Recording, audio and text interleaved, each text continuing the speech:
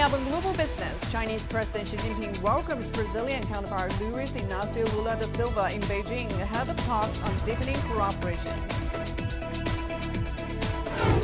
President Xi wraps up his inspection trip to Guangdong province. He toured several enterprises and ports in rural areas. The third China International Consumer Products Expo continues in Haikou, Hainan province. We find out how Swiss watch manufacturers are eyeing further expansion in China this year.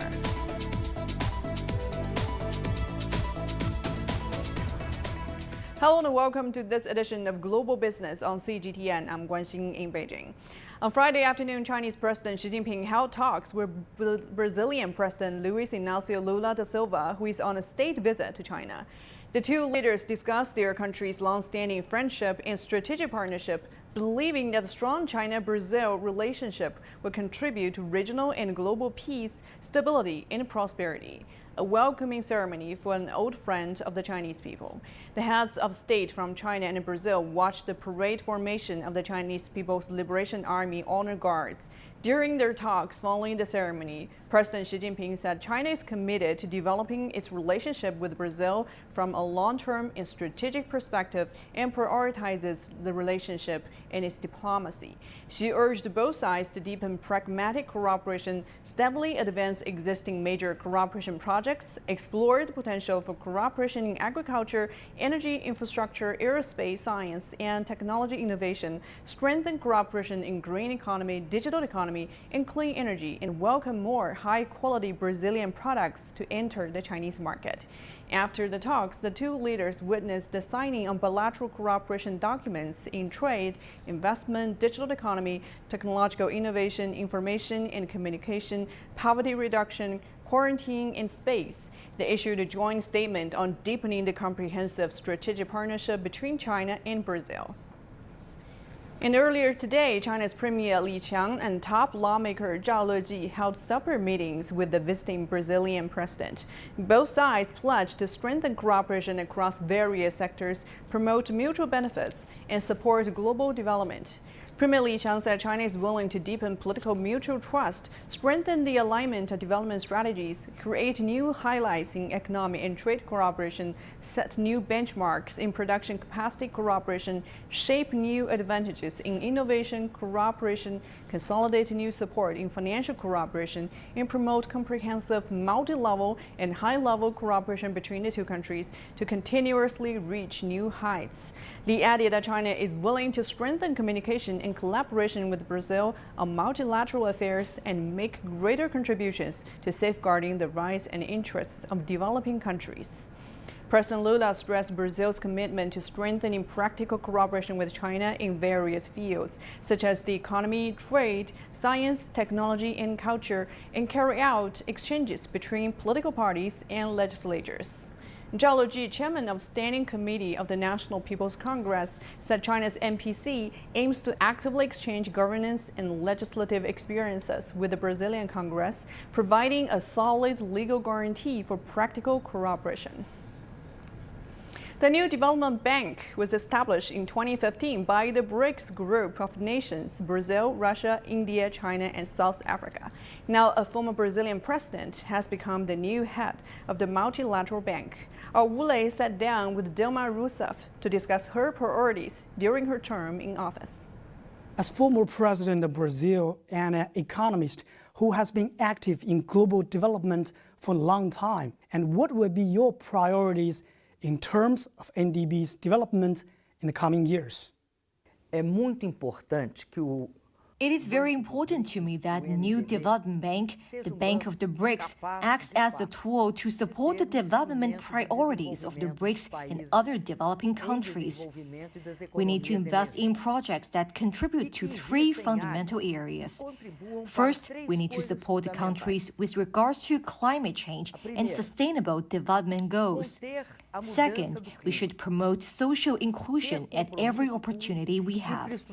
And I believe we should finance their most critical and strategic infrastructure projects and digital ones. That said, we want to promote quality development.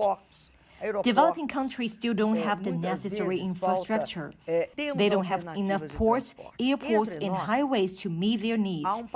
And many times, the ones they have are not adequate. They still have to build alternative and more modern models of transportation, for instance. I see China, a country that has developed capability for alternative transportation at the scale and quality it needs. NDB had to support the other countries to also build their quality infrastructure as well, like high-speed trains. It is very important to invest in technology and innovation. Invest in universities, for example. Our countries will not overcome extreme poverty if we don't invest in education, science, and technology. What are some of the challenges NDB faces now, given the current global situation? And what role does the BRICS cooperation mechanism play? Você tem razão. As economias. The world now is under the threat of high inflation and restrictive monetary policy, particularly in developed countries.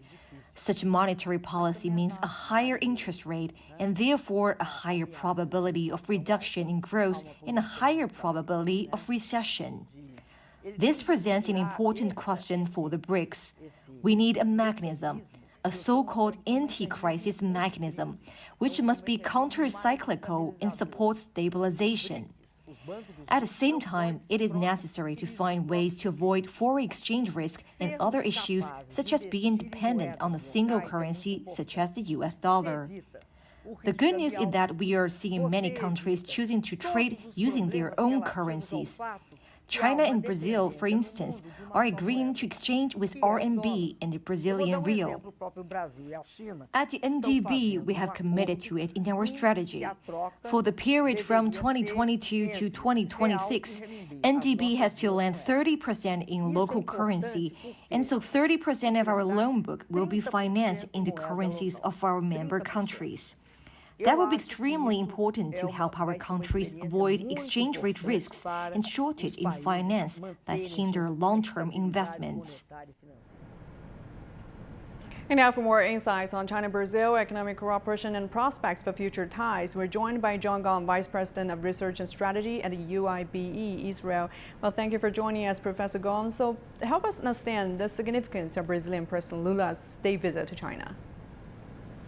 Well, I think his visit is extremely important in the sense that Brazil represents a major political force in the emerging market world, in the developing country world.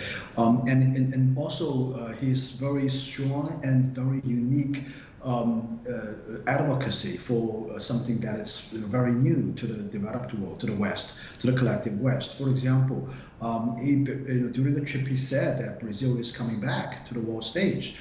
Brazil is back. That's a very loud statement in my view.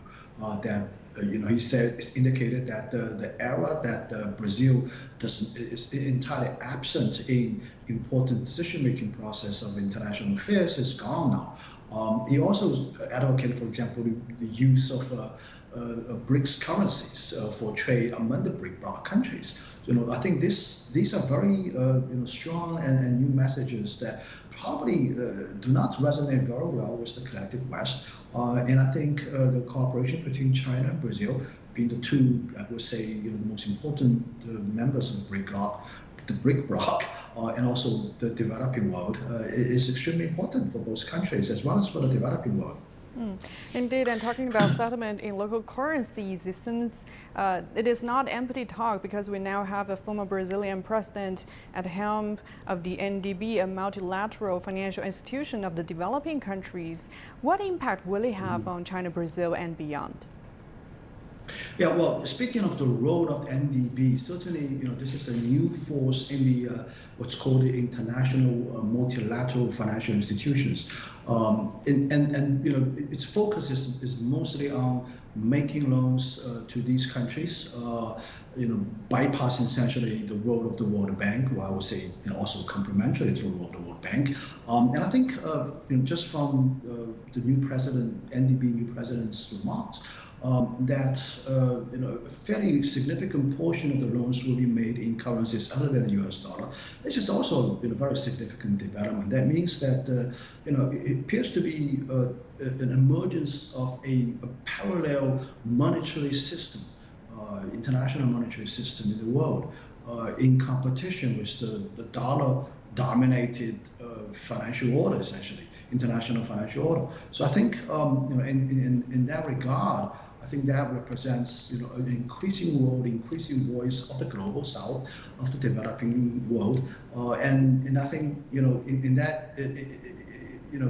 because of that, I think it's a very significant development. It's something that Washington and Brussels and other European capitals definitely would pay much attention to.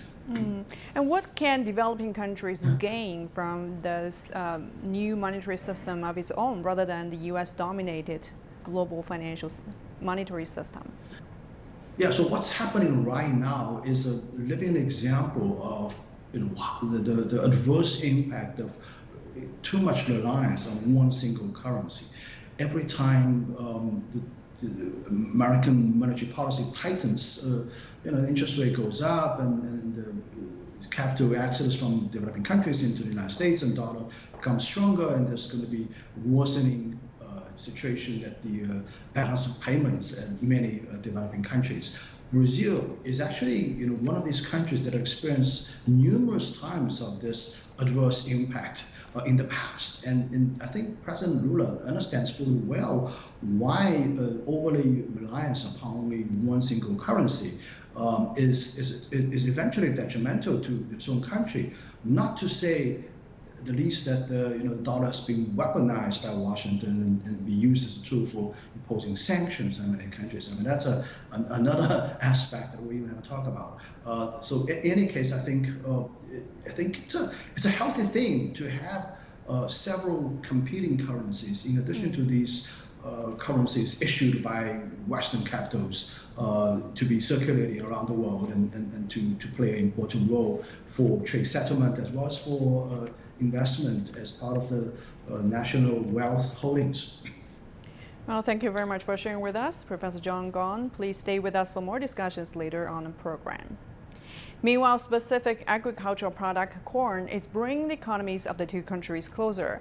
Corn shipments from Brazil to China are expected to increase steadily in the coming months. Our reporter Wang Tianyu explains.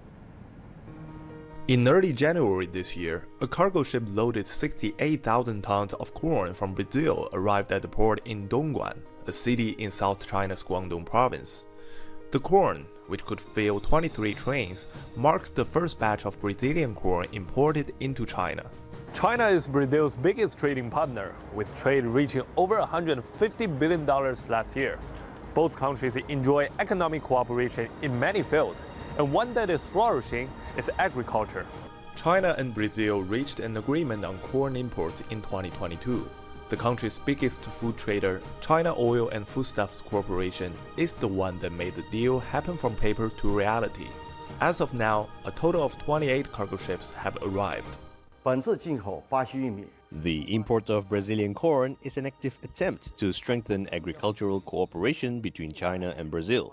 We will continue to sum up experiences and realize the regular supply of Brazilian corn as soon as possible. At the same time, we will also look forward to further strengthening this kind of agricultural cooperation. For Chinese food production companies, the import of Brazilian corn can help them grow. The import of Brazilian corn provides us diversified choices. Brazilian corn can become a source for high-quality raw materials, which reduces our buying costs. Corn is now Brazil's second-largest crop after soybeans. The country is the world's third-largest corn producer and the second-largest corn exporter.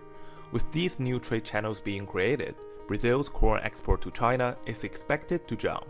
Wang Tianyu, CGTN, Beijing. And now we're heading for a short break. Still to come on the program.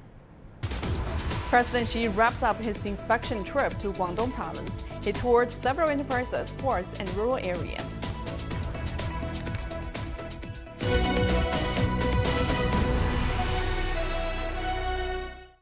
exploring the latest trends in the consumer sector, the brands most preferred by customers, and the stories behind the names. Building a closer connection between a supersized consumer market and global brands. All eyes are on the 3rd China International Consumer Products Expo in Haikou, as leading brands gather to share insights and discover new opportunities from a China opening wider to the world. Join our special coverage of the event as we bring you an in-depth look at cutting-edge consumer trends that will shape a better life for the future. Overall, CGTN.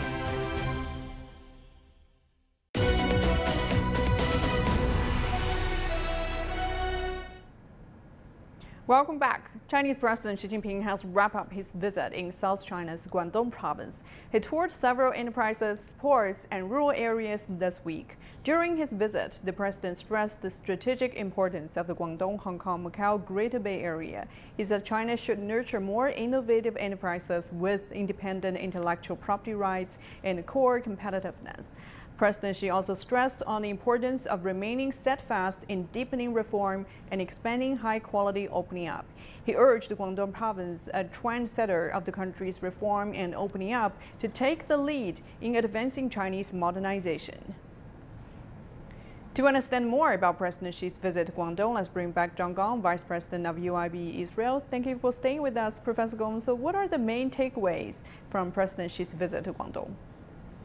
Well, the thing that most impresses me is the fact that the President Xi chose a foreign company to visit when he was in Guangdong. LG Display, that's a Korean company. It's one of the largest producers of the latest technology display products, OLED displays. It's state-of-the-art technology. It's such a great thing to see that LG keeps investing in China, bringing the state-of-the-art factory to Guangdong. Actually, Guangzhou itself is being the center of the world's display products production. And the fact that President Xi chose to visit us, a factory, speaks volume about his attitudes towards foreign direct investment. As a matter of fact, he said, this is a great time for foreign companies to invest in China.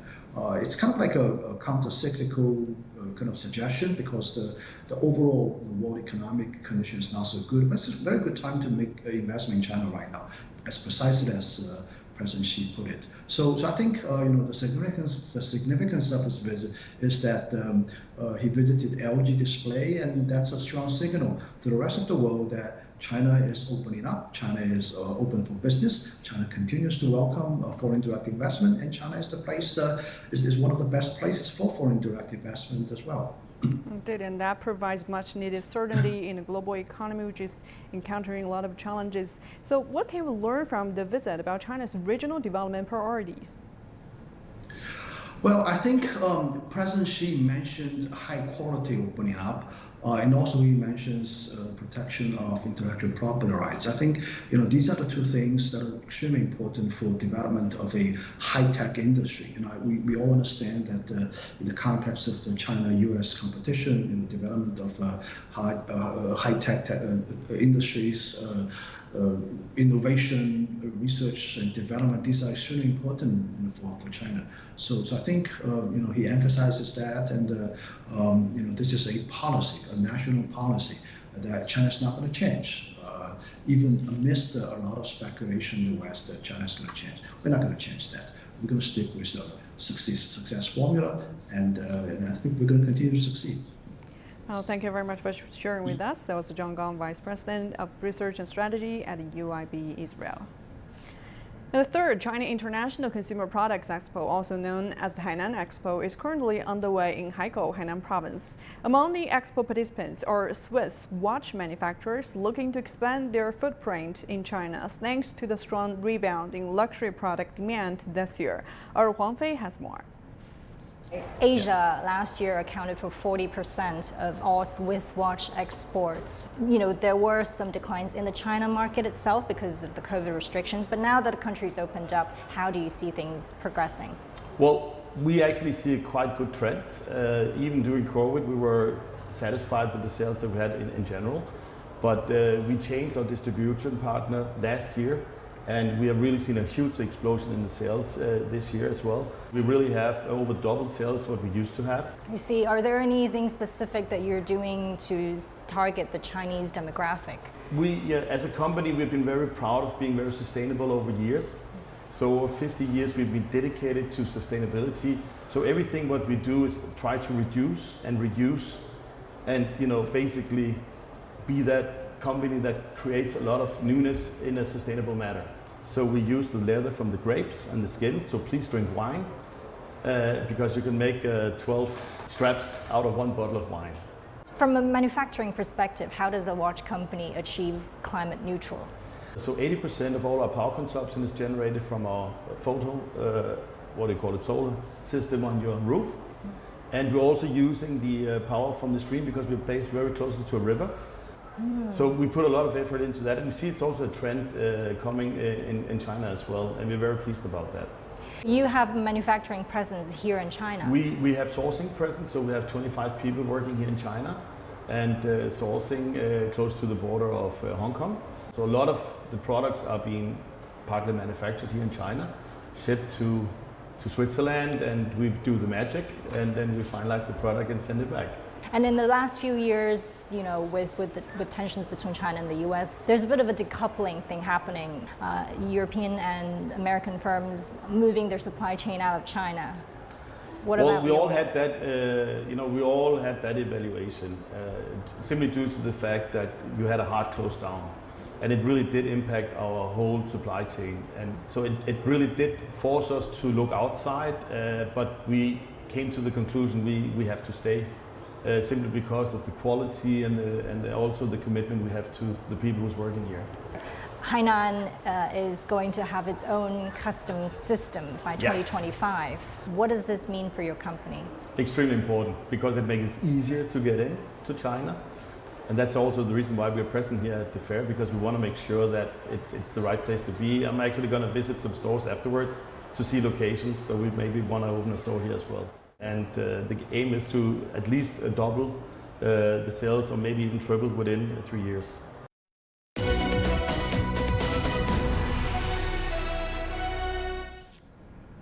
China Energy Investment Corporation, a state-owned energy company, said on Friday that would take necessary steps to ensure adequate energy stocks this year and step up its green energy efforts.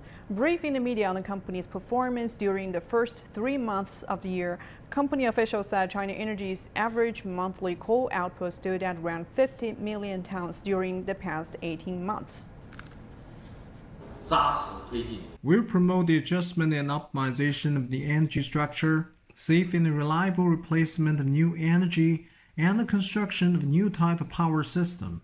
During the first quarter of this year, 1.6 million kilowatts of new energy was generated and 2.02 million kilowatts was put into operation. Our installed capacity increased by more than 30% on a yearly basis.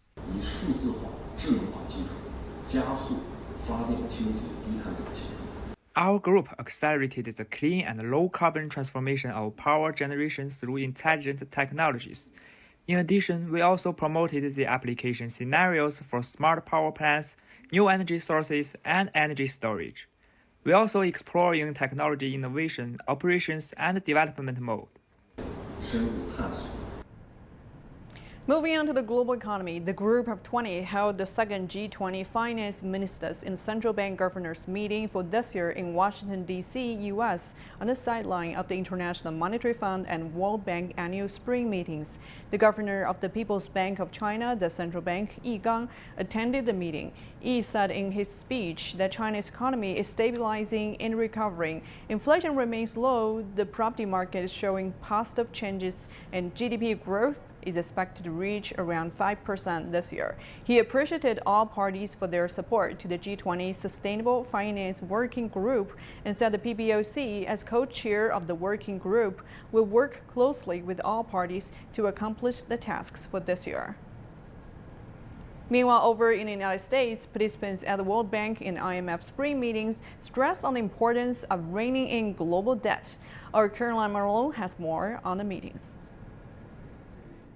The world's central bankers, finance ministers, and development and private sector executives are gathered in the US Capitol to hash out solutions to global economic challenges. World Bank President David Malpass said there's a need to better address world debt. The World Bank is pushing for nations, including China as the biggest bilateral creditor, to agree to a new process for reworking loans for countries burdened with debts. There was the G20 meetings that went into the evening last night, G7 meetings, and also, very importantly, the Development Committee of the World Bank. That's our governors, and there was strong endorsement of World Bank leadership and of the evolution process that's underway for the World Bank. So as we think big picture about what's going on, it's this slower world growth where the problems are magnified into developing countries.